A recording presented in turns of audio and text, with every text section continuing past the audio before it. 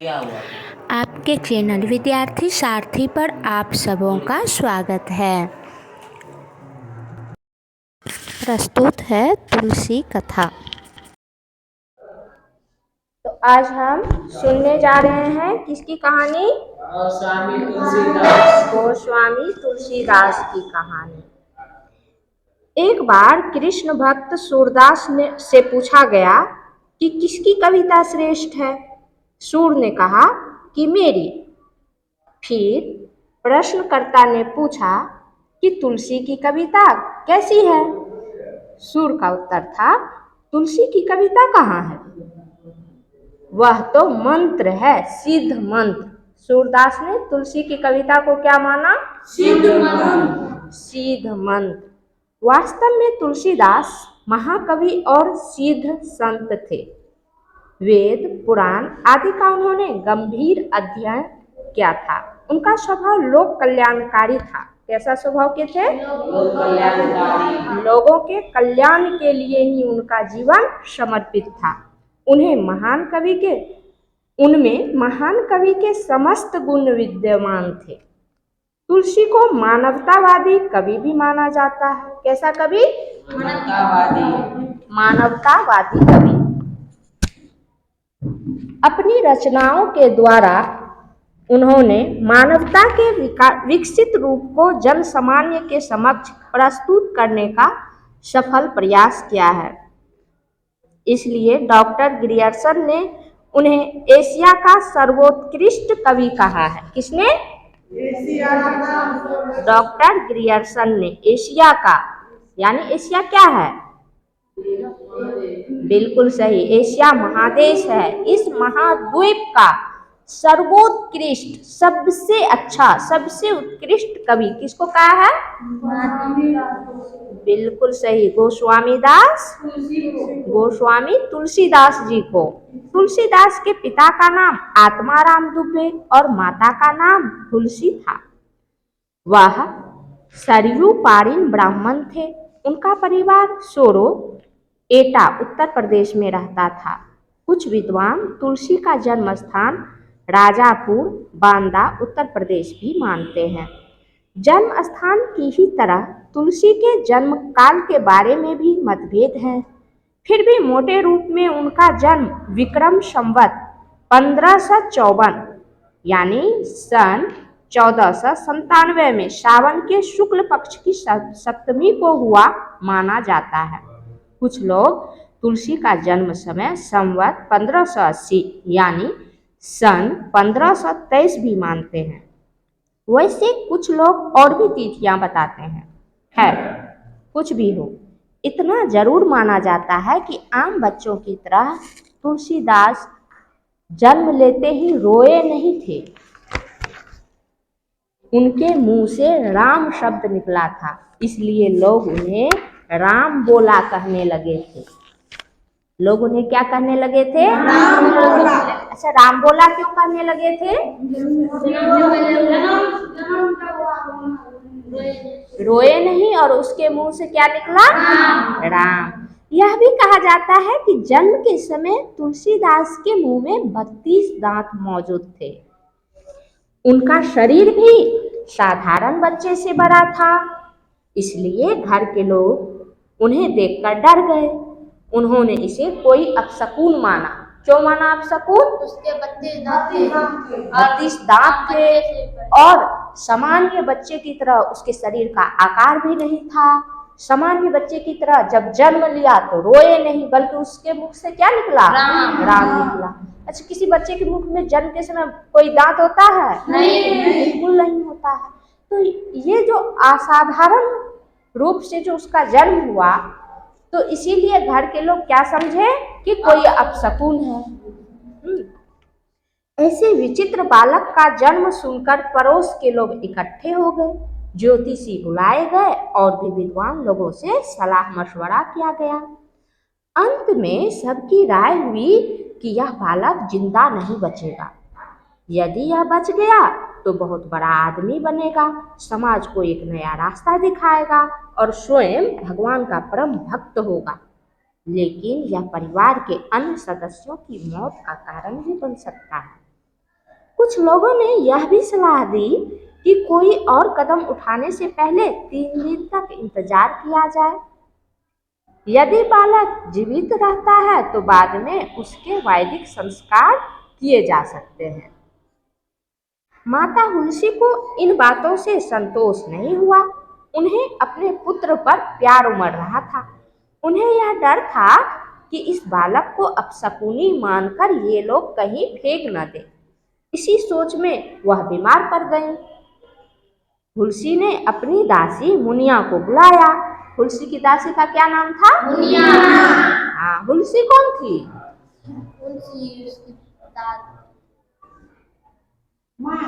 हाँ, तुलसीदास की माँ थी।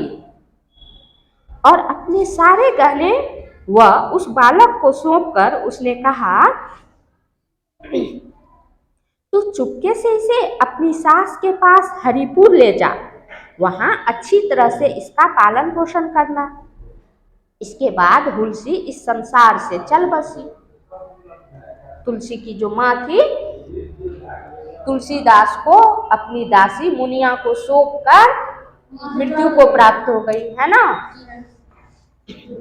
मुनिया शिशु को लेकर रातों रात हरिपुर पहुंची। उसकी दयालु सास चुनिया ने सारा हाल जानकर कहा, तूने अच्छा किया जो इसे यहाँ ले आई।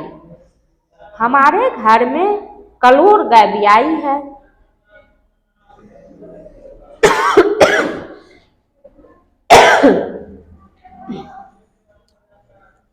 उसका दूध पीकर यह जरूर जीवित रहेगी। क्या कहा उसकी सास ने?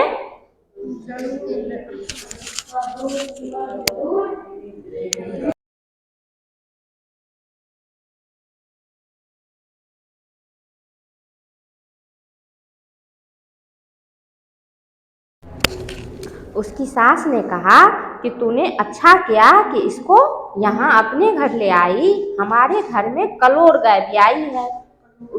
उसके यहाँ जो गाय थी उसका नाम उसने कलोर रखा था। उसका दूध पीकर यह जरूर जीवित रहेगा। चुनिया ने तुलसीदास का पालन पोषण बड़े लाड़ प्यार से किया। वह बालक को खुश रखने की हर तरह से कोशिश करती रहती, किंतु यहाँ भी शिशु के दुर्भाग्य ने पीछा नहीं छोड़ा। चुनिया भी 5 वर्ष बाद चल बसी। उसे सांप ने डस लिया था। चुनिया की मौत के बाद गांव वालों ने बच्चे के पिता के पास खबर भेजी कि वह अपने पुत्र को ले जाए, लेकिन पिता इतने अंधविश्वासी थे कि उन्होंने अपने पुत्र को देखा तक नहीं।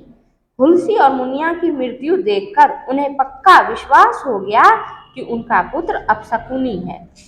पिता के द्वारा इस तरह त्याग दिए जाने पर तुलसीदास द्वार द्वार भटकने लगे। 2 रोटी के लिए भी वह मुंहजोर हो गए।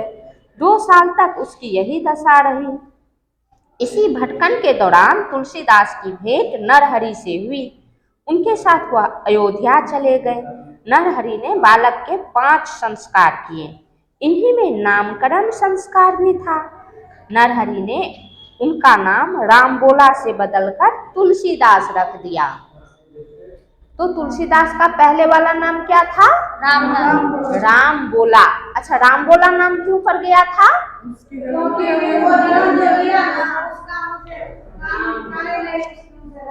हाँ, राम निकल गया, वह काना नहीं, रोया नहीं, है ना।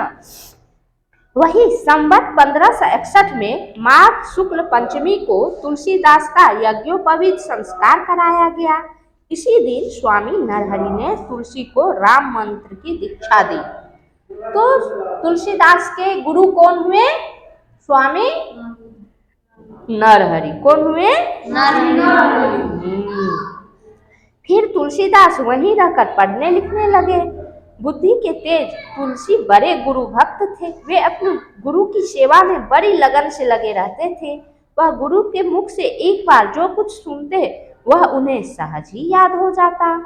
कुछ दिन बाद तुलसीदास गुरु के साथ सोरो पहुंचे। वहां गुरु ने उन्हें अयोध्या के राजा राम की कहानी सुनाई। राजा राम की कहानी तुलसीदास को गुरु ने कहाँ सुनाई? सोरो में। कहाँ सुनाई? सोरो में। बालक तुलसीदास को राम की कथा पूरी तरह समझ में नहीं आई। यह बात तुलसीदास ने अपने रामचरितमानस में स्वयं ही स्वीकार की है। 5 साल तक सोरो में रहकर अयोध्या से फिर वे काशी चले गए और पंचगंगा घाट पर ठहरे। वहीं उनकी भेंट एक अन्य महात्मा शेष सनातन से हुई। उन्हीं से तुलसीदास ने वेद पुराण आदि पढ़े।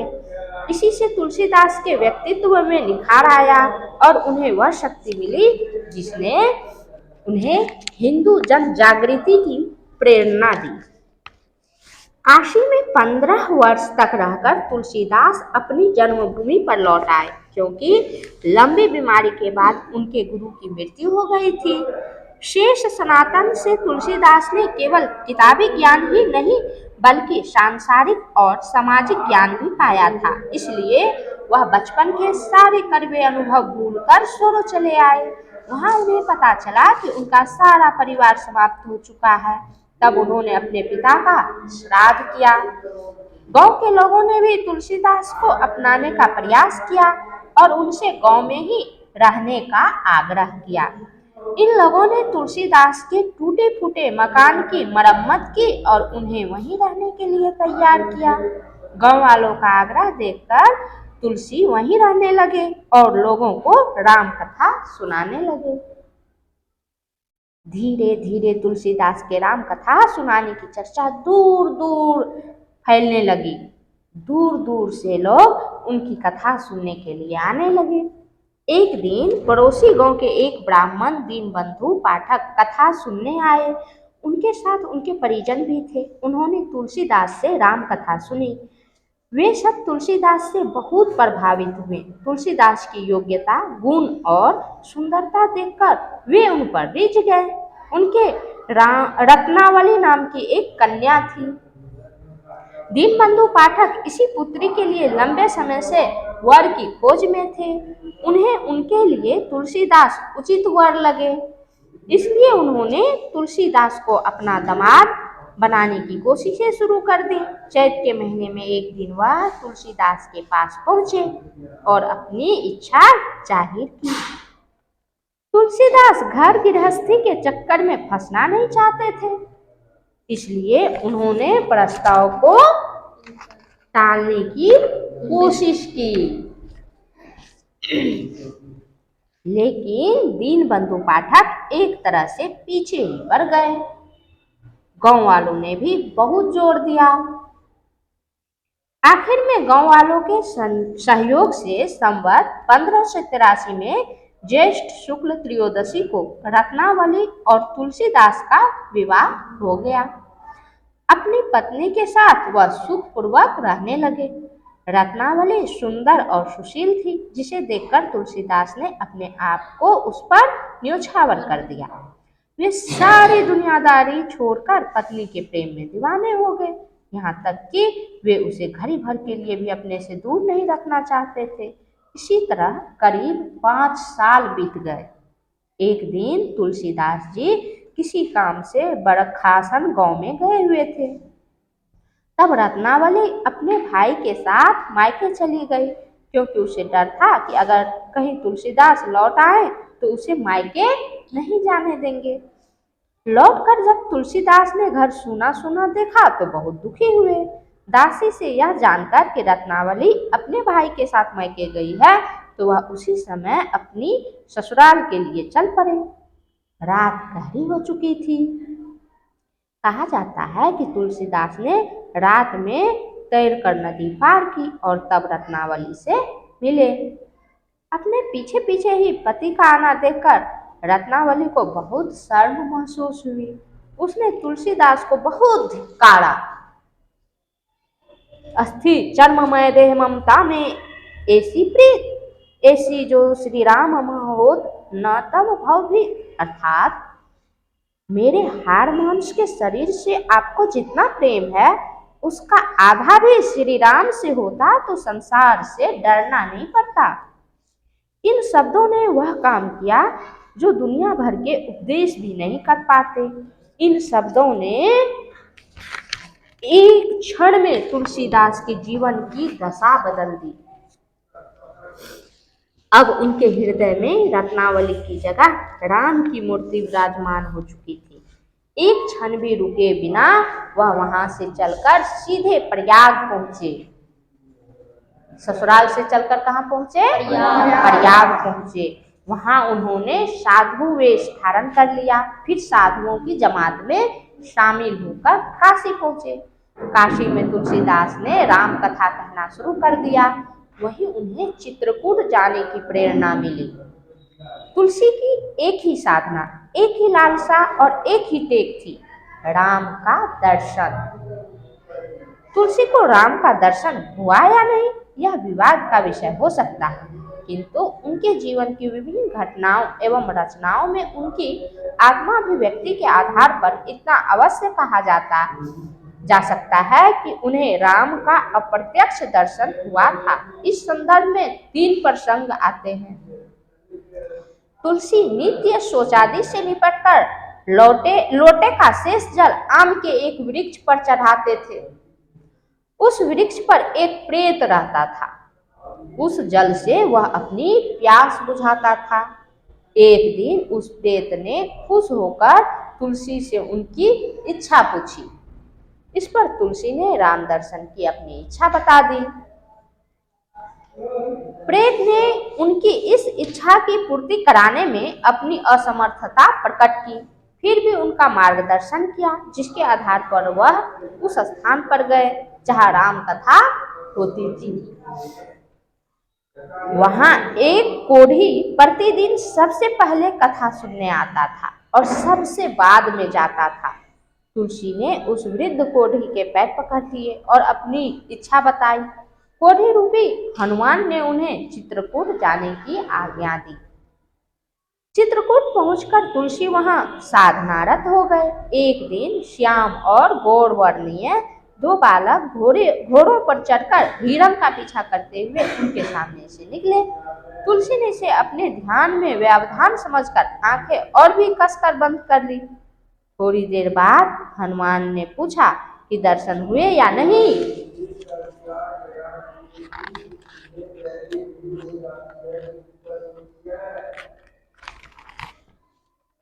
सारी बात सुनकर तुलसी बहुत पछताए।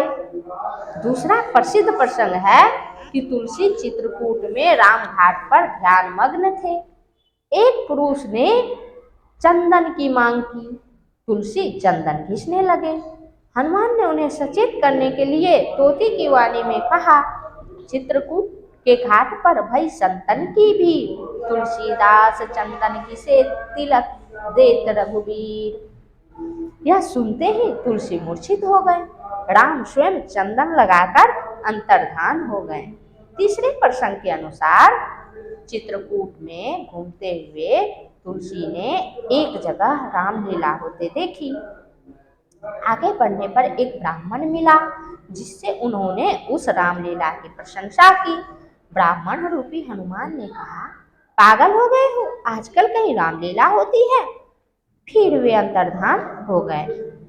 तुलसीदास संवत 1628 में चित्रकूट से अयोध्या की ओर चल पड़े। उन दिनों प्रयाग में माघ मेला लगा था, इसलिए कुछ दिन वहां ठहर गए।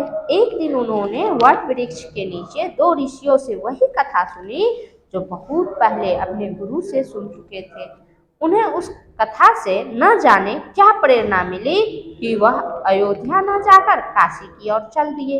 काशी में प्रहलाद घाट पर उन्होंने एक ब्राह्मण के घर में अपना डेरा जमाया। वहीं उन्हें कुछ लिखने की प्रेरणा मिली। संवत 1631 में राम नवमी के दिन तुलसीदास ने रामचरितमानस की रचना आरंभ की। किस दिन? रामनवमी के दिन। उस दिन प्रायः वही लग्न ग्रह आदि थे जो राम के जन्म के समय में थे। इस ग्रंथ के पूरे होने में 2 वर्ष 7 महीने 26 दिन लगे। रामचरितमानस को तुलसीदास जी ने कितने दिनों में लिखा था? 2 वर्ष 7 दिन 26 दिन। 7 माह और 26 दिन। 2 वर्ष 7 माह और 26 दिन। रामचरितमानस के छंद और उनकी कथा तुलसीदास अक्सर लोगों को सुनाया करते थे, जिससे चारों ओर उनकी चर्चा होने लगी। यह देखकर काशी के पंडित उनसे चिढ़ने लगे, उनके बारे में अपप्रचार करने लगे। वे किसी न किसी तरह तुलसीदास को नीचा दिखाने की कोशिश में लगे रहते थे। एक बार उन्होंने रामचरितमानस को चुराने की कोशिश भी की, लेकिन सफल नहीं हो सके। अंत में पंडितों ने रामचरितमानस की परीक्षा के लिए उपाय सोचा। उन्होंने भगवान विश्वनाथ के मंदिर में वेद, शास्त्र, पुराण आदि के नीचे रामचरितमानस को रख दिया और मंदिर के द्वार बंद कर दिए। अगले दिन सवेरे जब मंदिर खोला गया तो तुलसीदास का रामचरितमानस नीचे नहीं, सबसे ऊपर था। यह देखकर सभी पंडित हैरान रह गए। रामचरितमानस ही वह ग्रंथ है जिसने तुलसीदास को विश्व कवि बनाया। इसकी अब तक जितनी प्रतियां छप चुकी हैं उतनी विश्व के शायद किसी अन्य ग्रंथ की नहीं। लोकप्रियता की दृष्टि से भी यह पहले नंबर पर आता है। शायद ही कोई हिंदू परिवार होगा जहां रामचरितमानस की प्रति ना हो। हिंदू समाज में इसकी मान्यता किसी धर्म ग्रंथ से कम नहीं है। महामना मालवीय जी जब गोलमेज सम्मेलन में इंग्लैंड गए तब उनसे पूछा गया था कि जिस प्रकार ईसाइयों और मुसलमानों में उनके धर्म का प्रतिनिधित्व क्रमशः बाइबिल और पुराण करती है, उसी प्रकार क्या हिंदू धर्म के वेद, पुराण, उपनिषद आदि की खिचड़ी में से कोई एक सर्वांगपूर्ण ग्रंथ है? मालवीय जी का उत्तर था तुलसीकृत श्री रामचरितमानस। काव्य की दृष्टि से भी रामचरितमानस की गरिमा कम नहीं है। यह विश्व के प्रमुख महाकाव्यों में सर्वोपरि माना जाता है। सामान्यतः महान कविता करके ही कवि महान बनता है, पर तुलसी को पाकर कविता धन्य हो गई। जैसा कि महाकवि हरिओद का कथन है, कविता करके तुलसी ना लसे, कविता लसी पा तुलसी की कला।